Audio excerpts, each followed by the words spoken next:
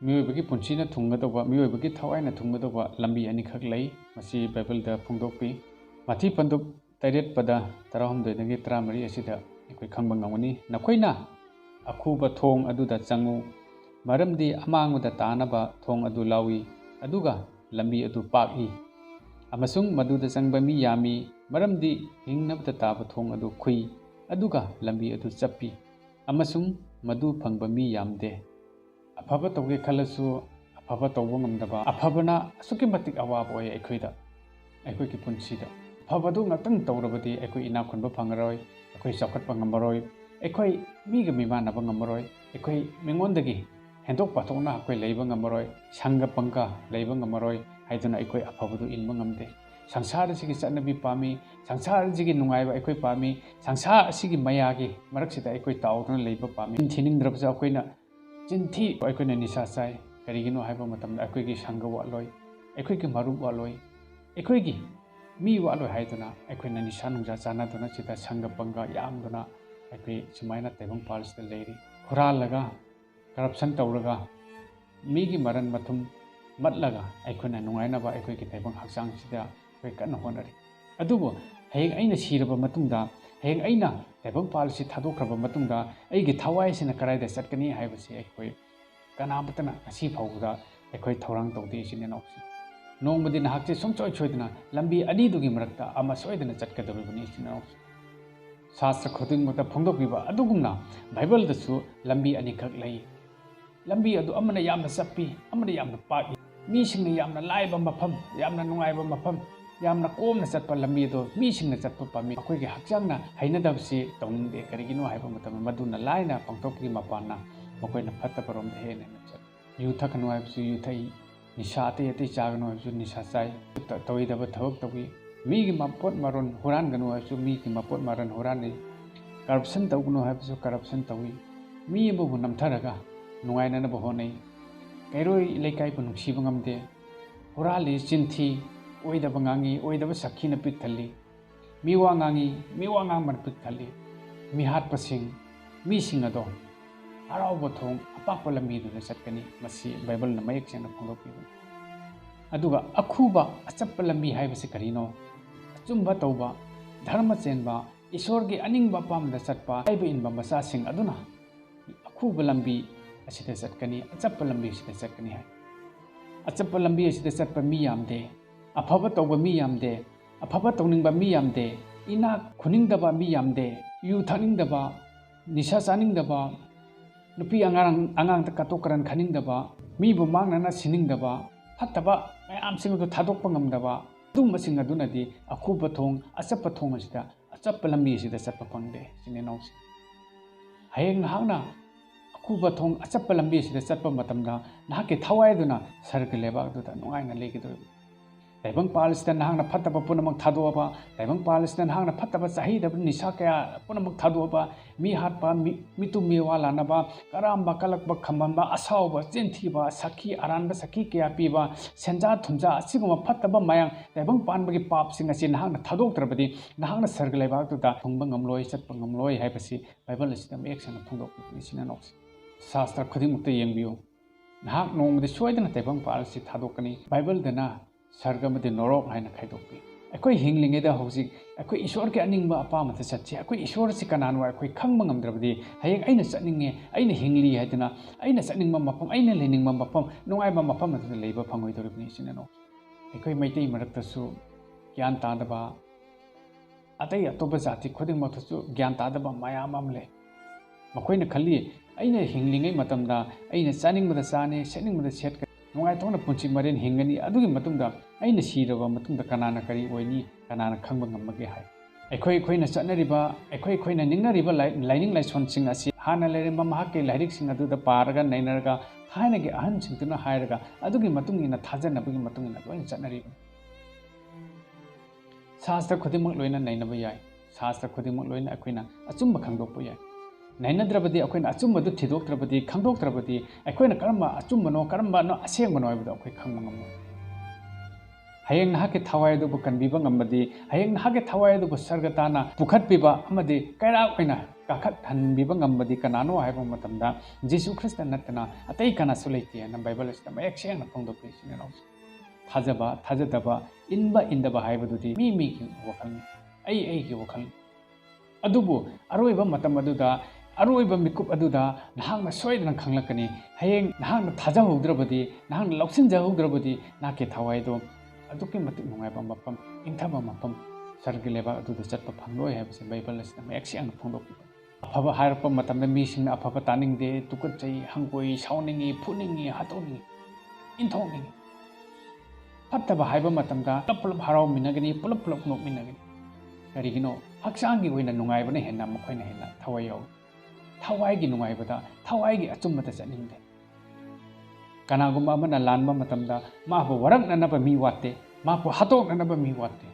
asigumba kaya sing asi pap ki masakni sine nausi asigum pap asina monomagi mi sing asi bu chentharaga makhoi gi thawai makhoi gi hakchang sing ado upul tanan nai khairaka aroiba matamda di kari tawi last di kanagumba khama ngamdaba upai lejitraba makhoi di suicide tawna siriba kaya sing wakal leina nadana siriba leiriba hingliba kaya sing asigumba sing asina thale sine nausi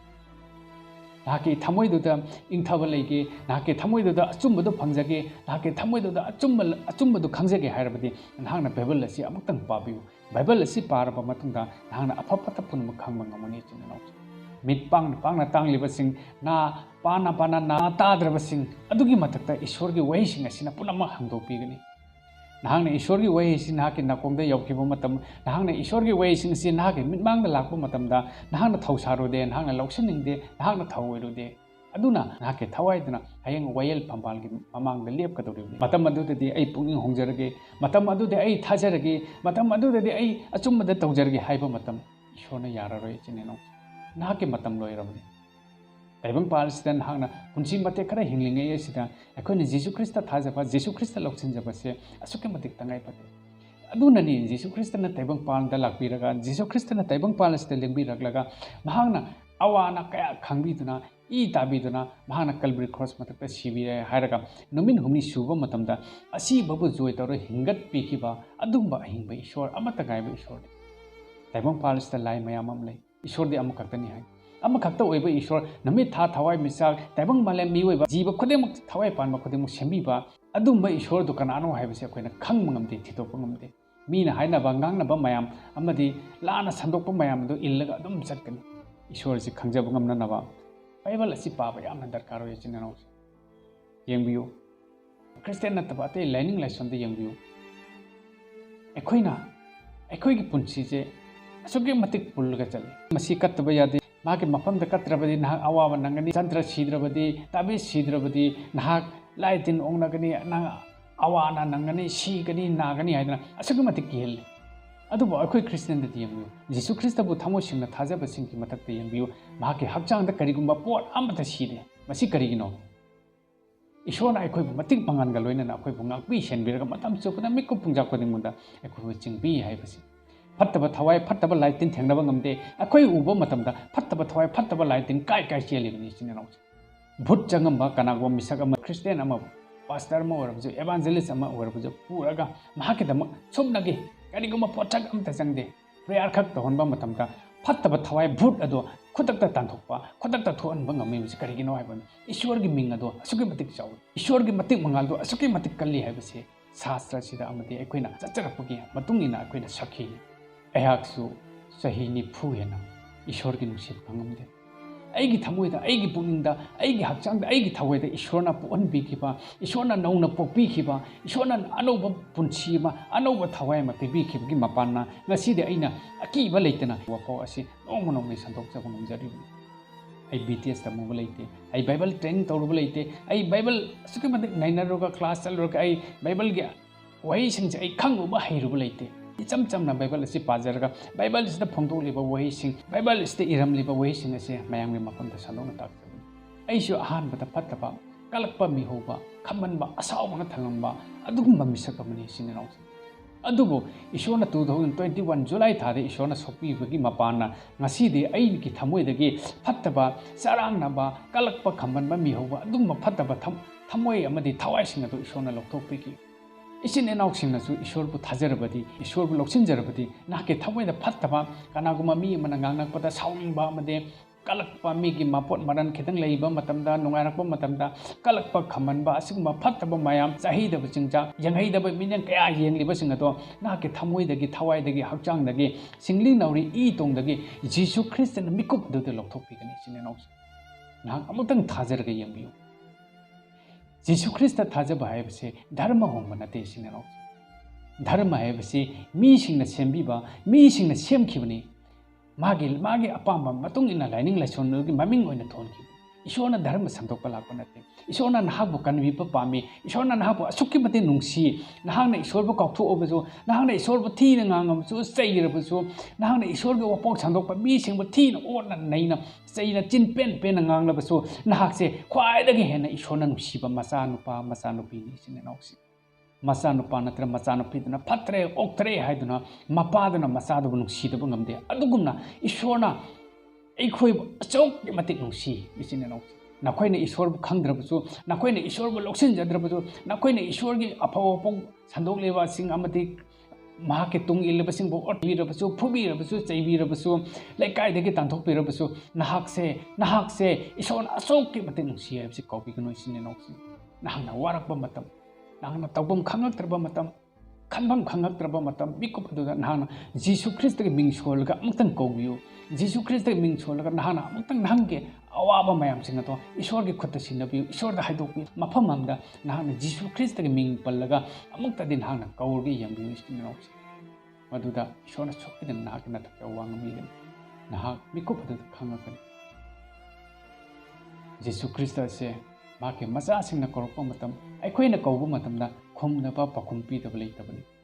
महासे अहिंग जेहोबा इपा ईश्वर तैबं पालमगे लेसेंबिबा मपु इबुंगोनी हाइबसे अखोइ खंगबंगमनी सिना अतुना यीशु ख्रिस्तबु थाजबियो यीशु ख्रिस्त थाजबा नतनदि यीशु ख्रिस्त की तुंग माके अनिंग बापा Madgi मतुंगिना चचबा नतनदि नाहाके पुंची नाहाके थवायदो हयें among लंबी नोरोकी कोमदुदा चटकनी हाइबसे Bible इसिना मेक्सेन फोंदोकीबने सिना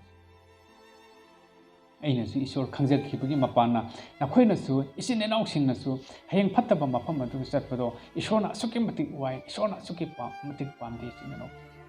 अखोइ पुंगिंग होंगसी अखोइ अचुम लंबिदे सच्ची अखोइ लाना चटकुमसी ईश्वरबु थाजसी ईश्वरगे अचुमदा अखोइ खंगसी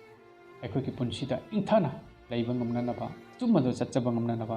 यीशु ख्रिस्त थाजमिनरगा हेना हराव फोंदोकपा ओइना हेना ईश्वरबु थागतपा ngमजबा अखोइगी पुंसी अमदि थवाइ नोमनोगी ओइबा ngमननबा ईश्वरना सिंबिसनु ताजग्रबा खदिंगी मतकता ईश्वरना मारांग काइबा पोर पिबिबा ओइसनु आमेन।